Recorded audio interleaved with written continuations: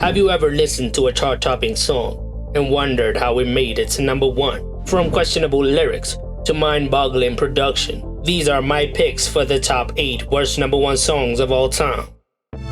Trolls by 6ix9ine featuring Nicki Minaj. After snitching and coming out of prison, the public was interested in what 6ix9ine was going to do. The first Instagram live he did broke the world record with 2 million live viewers. He then dropped his first single, Gooba, which instantly gained huge views and debuted at number 3 on the Billboard Hot 100. After that, he was looking for a number 1, so he hit up Nicki Minaj and dropped Trolls. It was the follow-up to their first collaboration, Fifi, which peaked at number 3. The song debuted at number 1 on the Billboard Hot 100. It is a horrible song, with mediocre production and boring verses that only topped the charts because of the hype. That was evident when it fell to number 34 in its second week, breaking the record for the largest position drop from number 1 in the chart's history, and it fell off the top 100 2 weeks later. Nobody remembers this song, even though it was released a few years ago. Laffy Taffy by D4L. In the mid-2000s, there was a whack time in hip-hop known as the Snap Era. A number one song that came out of that in 2005 was Laffy Taffy. It went viral online at the time, which wasn't as common because of the dance. The song managed to be certified 3 times platinum by the RIAA. The lyrics are nothing but candy sexual references, with Shawty Low and Fabo delivering bad verses. The beat is simplistic and repetitive, and the whole song was mixed horribly. The whole Snap Era led to the biggest moment of the genre, with Cranked Ass Soulja Boy, which stayed at number 1 for 7 weeks. Harlem Shake by Bauer. Harlem Shake is a song released by American DJ and producer Bauer back in 2013. It wasn't your typical chart topper. It rode the wave of a viral internet craze, the Harlem Shake meme. After Billboard changed their rules to include YouTube views in their calculation, the song was able to peak at number 1 and stayed there for 5 consecutive weeks. Beyond the dance craze though, the song didn't bring anything else to the table. The beat and the drop are nothing special, and if it wasn't connected to the meme, we would have never heard of it. Bauer was not able to release another track that was even close to the success of Harlem Shake. He is still a one-hit wonder. It was just a fluke.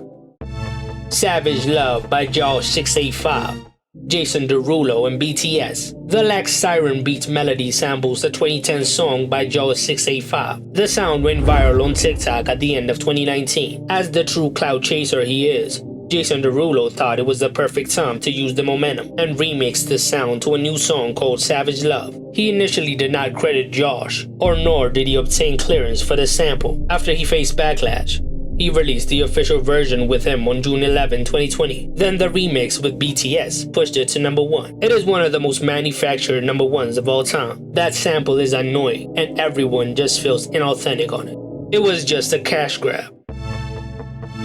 With Arms Wide Open by Creed. The grunge movement of the 90s had evolved into a watered-down version, known as butt rock by the 2000s, with bands like Nickelback and Creed. With Arms Wide Open was the 3rd single from Creed's album Human Clay, released on April 18, 2000. I've never been a fan of that era of rock, and the voice of the lead singer Scott Stapp is annoying. The way he says with arms wide open never fails to make me cringe. For some reason though, it won the Grammy Award for Best Rock Song over songs like Again by Lenny Kravitz. Another number 1 song I hate because of the vocal delivery is Benz by Matchbox 20, which was released in the same year. Disco Duck by Rick Dees and his cast of idiots.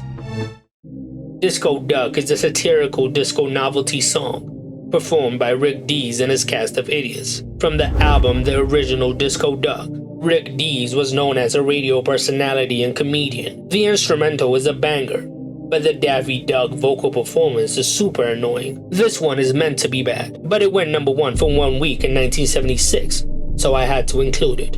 I mean, it was hugely successful, selling 4 million copies worldwide. Listen to it. It is one of the weirdest number 1 songs of all time. Do I Make You Proud by Taylor Hicks.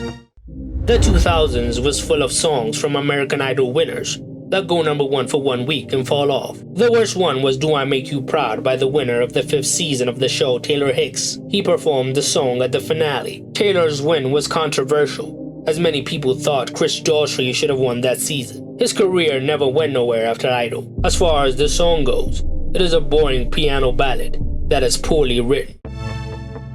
London Bridge by Fergie. In the mid-2000s, Fergie was riding high on the success of Black Eyed Peas and her solo debut, The Duchess. London Bridge was released as the debut single from her debut album on July 18, 2006. It stayed at number 1 on the Billboard Hot 100 for 3 weeks. The song has a messy production from Polo the Don, with those irritating horn sounds all over it. It is also full of cringeworthy lines. Her London Bridge, the metaphors are confusing. Even though the song is considered as a banger by many people, it just doesn't connect with me. I'm sure I missed a lot of songs. Tell me in the comments below.